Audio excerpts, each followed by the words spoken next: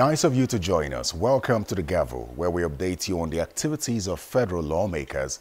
I am Terry Ikumi. This week on the Gavel, it's all about the budget defense sessions, which are still ongoing at the National Assembly. Perhaps the busiest week since the commencement of the 2021 budget defense.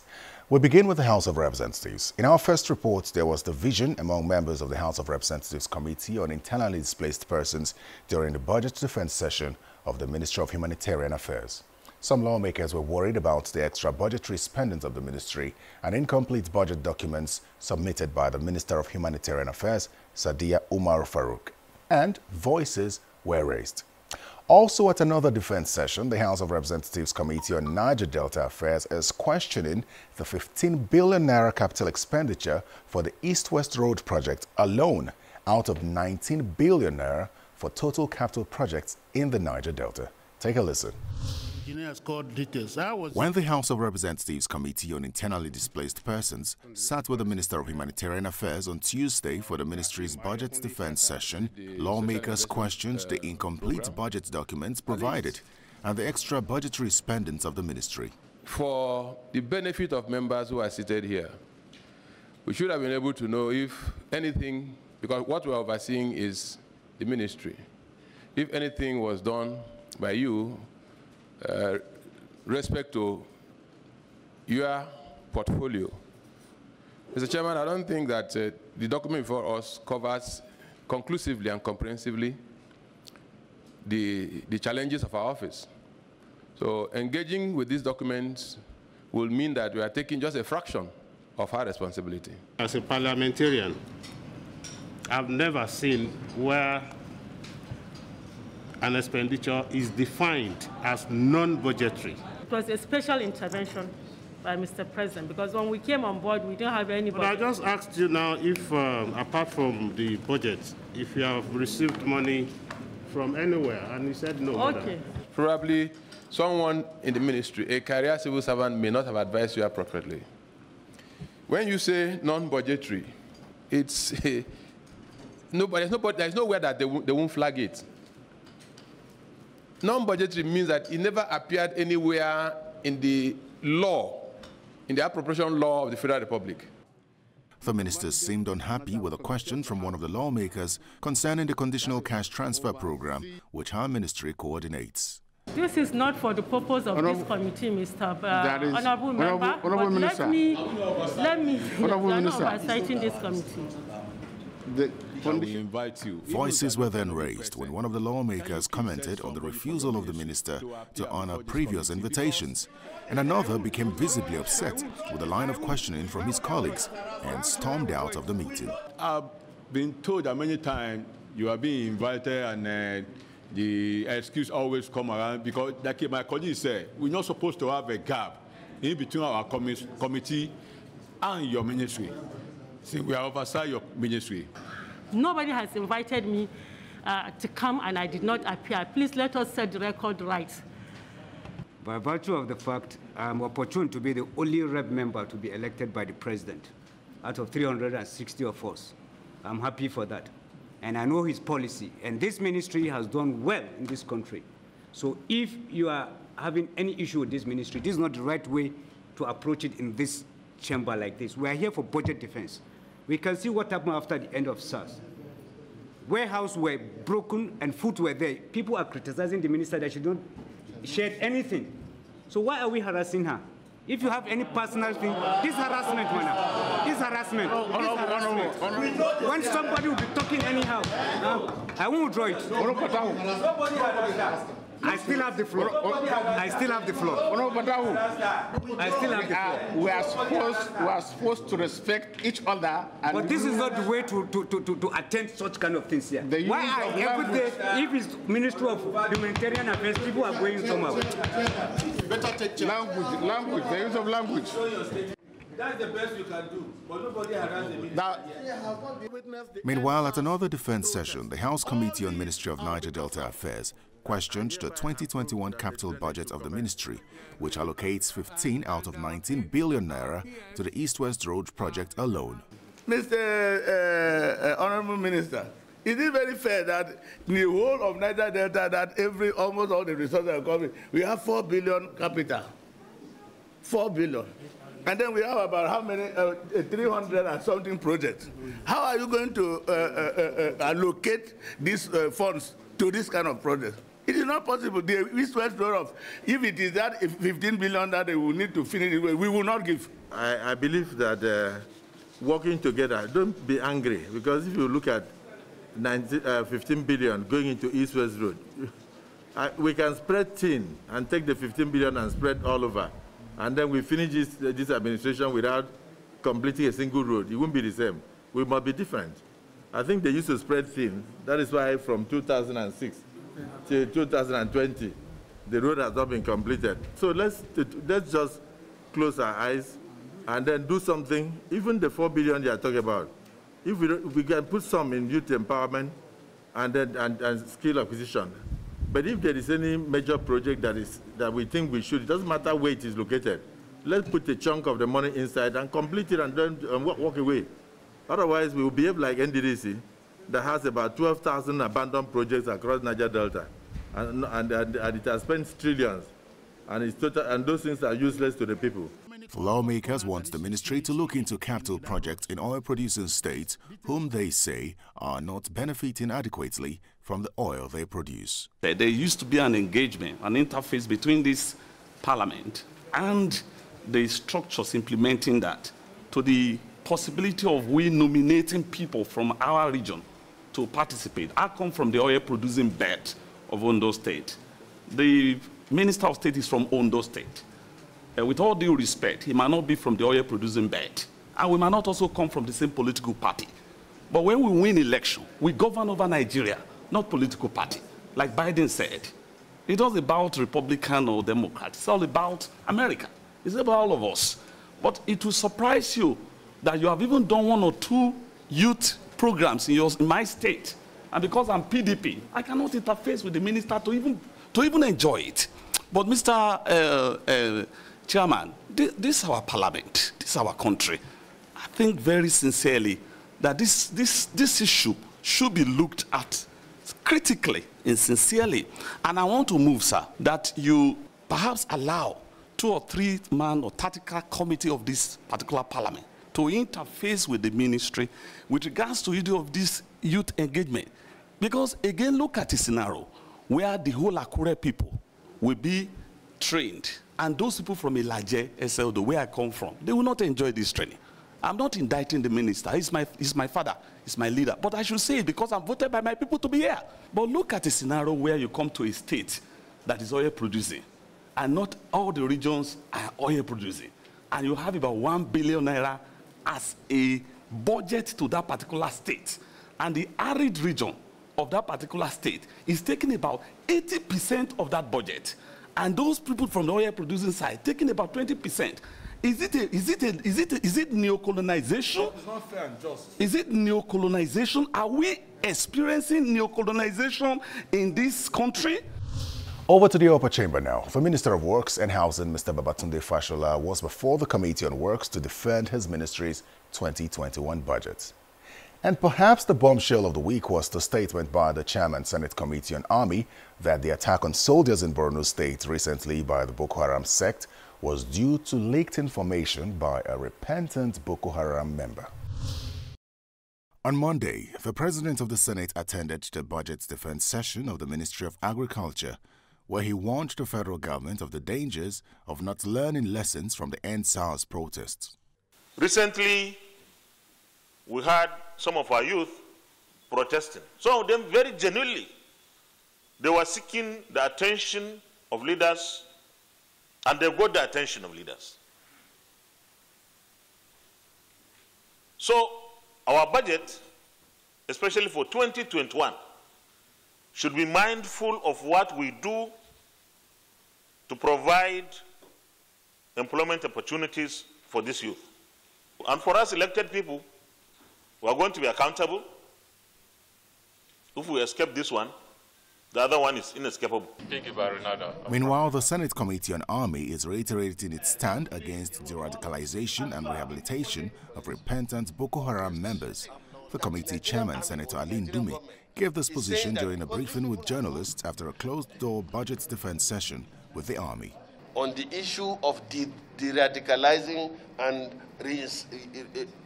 reintegrating, my position is still the same. The executive's position is different, but I still maintain that position. You can't be resettling people, pampering them, while the war is not over. The committee is on the same page, and I believe many Nigerians are on the same page with us. I, in my own village, Malams, that are Muslims, not ordinary Muslims, but Malams, elders above 60, caught me. 75 of them, distinguished colleagues, were taken to an abattoir and slaughtered by Boko Haram. And can you imagine that the Nigerian army or the Nigerian government is saying that because these people have gone to repent, or they say they hand themselves off, you bring them back and you pamper them. If you give an IDP here 150,000 as pack as they give them, I have over 10,000 of them here. If you give one of them 50,000, tomorrow he will be back home. He is displaced, he's suffering, he knows these people that killed their parents. That is wrong. Senator Ndumi also lamented what he described as grossly inadequate funding of the Army. The money that is supposed to be given to them to buy the necessary equipment, buy arms and ammunition, procure certain kitting for the armed forces, only 64% of that money was released to them. In fact, on top of that, is that the 50% was released in July. First week of July, I think, I remember. And the second batch of it was released this week. And the Nigerian army or Nigeria is at war. The chairperson of the Nigerian Diaspora Commission, Mrs. Abike Dabiri-Erewa, says the commission has been following the matter of the 6 Nigerians arrested and prosecuted in the United Arab Emirates for funding Boko Haram. She stated this when she appeared before the Senate Committee on Diaspora for the Commission's budget defense. No, the case has been on since 2015, 2016. It's not a new case. They actually lost at the High Court and they appealed. And what you got recently is the outcome of the appeal. Now, they have a right to still go to the Supreme Court. So it's their decision to decide whether they want to go to the Supreme Court. And the Attorney General of the Federation has actually been on this matter as well as NITCOM for a long time now. The family said, oh, well, we didn't get fair hearing and all that, but like I said, they can still go to the Supreme Court. The chairperson, Senate Committee on Women Affairs, Senator Betty Apiafi, is calling for more funding for the Ministry of Women Affairs. She insists that government must key into programs that will enhance the development of Nigerian women. She stated this when the Minister of Women Affairs, Pauline Talon, appeared before the committee to defend the ministry's budget. There has been a slight increase this year, but we know that what is budgeted for the ministry can't really do much. So that, like last year, we tried as much as we could to make sure we have an increased budget. We'll continue to push for it. You know, it's very disheartening that the federal government is having a lot of money for social investment programs, and the Ministry of Women Affairs is not part of the government social investment programs. The Ministry of Labor, for instance, in last year's budget had 52 billion for social investment program, and the Women Affairs Ministry is not a part of it, yet women are like 60% of our population, and more so in the rural areas. So we need to have the ministry, the budgeting office, like we said, we need to talk to the Minister for Budget.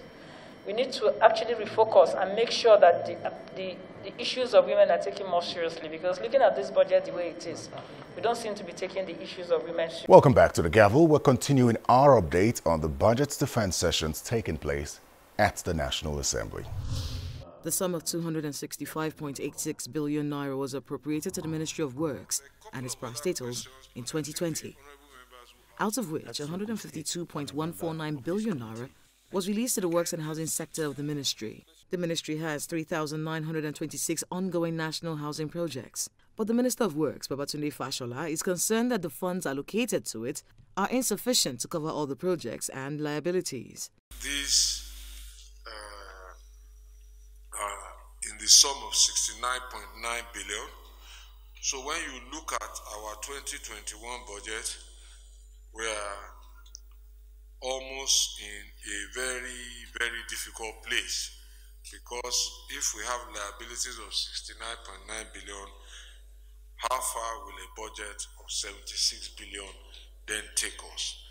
But just to point out that that budget of 76 billion was based on the envelope prescription from the Ministry of Budget and National Planning, and also the financial realities at the time that the budget was cut, including the price of oil. Mr. Fashola also says maintenance and operation of public buildings must be taken seriously, and is advocating that MDAs provide a sum representing 2 to 10% of the capital budget annually as maintenance provision. He further explains that the maintenance and operation have the potential to employ as much as 10% of the country's working population and contribute up to 8% to GDP as observed in the UK and the varying ratios in some other countries. The Director General of the Bureau of Public Procurement, Mr. Alex Oko, also appeared before the Senate Committee on Privatization to defend the agency's budget. He was, however, accused of disrespecting the committee by refusing to attend meetings scheduled by them or responding to their messages. You come for defense, that is all. You remain incommunicado. Why? I have evidences to show. I've tried to reach you on many occasions through text message and through all. You don't reply. Send you text message, you don't reply me. Why? All the objectives of privatizing all these public enterprises, they are not met. And the brunt of everything will come to us. It's not your house, it's my house that these NSAS people, the youth, they went to destroy my farm, to destroy my house, just because they have no employment. On behalf of the management of the Bureau of Public Enterprises, I would sincerely like to apologize if any of our actions have tended to portray disrespect. Indeed, distinguished Chairman, it has been a very, very challenging year. Maybe the pressure of the challenges have forced some of the observations that the distinguished Chairman has made, but I can assure you that it was not intentional. The committee is demanding an investigation into the sale of some of the federal government shares in the Afam and Geregu power plants to ensure the country is not shortchanged in the transaction. The Director General of the BPE is also expected to provide the committee with copies of the agreements, reports and approvals from the National Council on Privatization over the transactions on the Afam and Geregu power plants for review. In the House of Representatives, the Committee on Federal Road Safety Corps has denied advocating for members of the Corps to bear arms. The committee says it was misquoted during a meeting with the FRSC. According to the committee, the FRSC Establishment Act provides for protection for men of the FRSC against attacks from members of the public. The committee says engagements will be made for the best ways to ensure protection for members of the Corps. The Act establishing Road Safety Commission, Establishment Act of 2007, and there was Section 19, made it very clear that those on essential duties or those exposed to risk should be protected by way of giving arms to them where possible.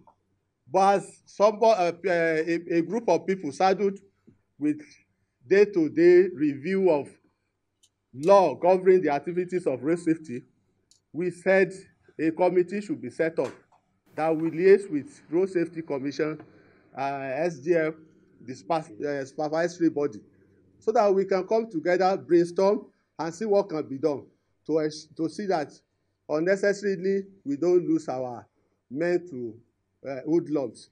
There was never in that meeting where we said road safety personnel should be carrying guns, but we made it clear that the law should be looked into. Our final report of the day is on the visit of the House of Representatives Committee on Interior to some of the agencies it oversights in preparation for their 2021 budget defense sessions. Beginning with the Nigeria Immigration Service, the House of Representatives Committee on Interior commences its oversight function. The committee is invited by the Comptroller General of the Nigeria Immigration Service to visit 13 ongoing projects of the service, one of which is a technology building, which is the command and control center of the service, located at the headquarters. This building will change the way migration is managed in Nigeria. And I'm glad to say that there would be no building, not because of its beauty, but because of its technological impact. There would be no building like it in Africa. I'm glad to say that. Because this building would gather intelligence of migration, entry and exit of persons, visa application, people who intend to visit Nigeria, wanted persons locally and globally with Interpol, and will be shared real-time online to law enforcement, real-time online. The lawmakers are then given a tour of the facility. They're also shown round the new passport application data processing center. There is also the Personnel Training Resource Center. We've been around, we have seen a lot of the giant strides, I could say, that have been brought about by the current CG and the management of the Nigerian Immigration Service. It is very impressive. We can now confidently say that we have seen a lot of where the appropriated money and also the donor funding engagements that we've had through the UN and some of the EU countries. And I can say we are glad to have come. We have seen a lot of the things that we thought were not around, but they are. The next stop for the committee was the headquarters of the Nigeria Security and Civil Defense Corps, where the Commandant General made some requests. We need more of these agro rangers. So like I told you privately, this is the most neglected agency. We've made so many arrests in the area of illegal mining in Nigeria, but we have one challenge. In Plateau State, we arrested about 12 Chinese men. And the governor will bear us witness. But there's a lacuna. Where do we classify these solid minerals? Under our critical infrastructure national assets, we can prosecute. But these people were arrested. We went to the Ministry of Justice on so many occasions. We said the only thing we can use against them is to classify these solid minerals as critical infrastructure and national assets. But at the end of the day, you find that the state governments and the federal government are dragging who will be in charge of these solid minerals that is in their states. Members of the committee are then shown some of the motorbikes purchased for agro rangers and other equipment and materials. We've asked the CG to table in their requests in, let's say, detailed form, so that at least we can also see where the National Assembly would be able to improve and assist on the funding regime that they do have. The committee also paid a visit to the Federal Fire Service. Well, budget defense sessions will continue for another 2 weeks before resumption of plenary ahead of the Christmas break. And that's it on The Gavel. Thank you for watching. Send your feedback to The Gavel at channelstv.com. I'm Terry Ikumi. Goodbye.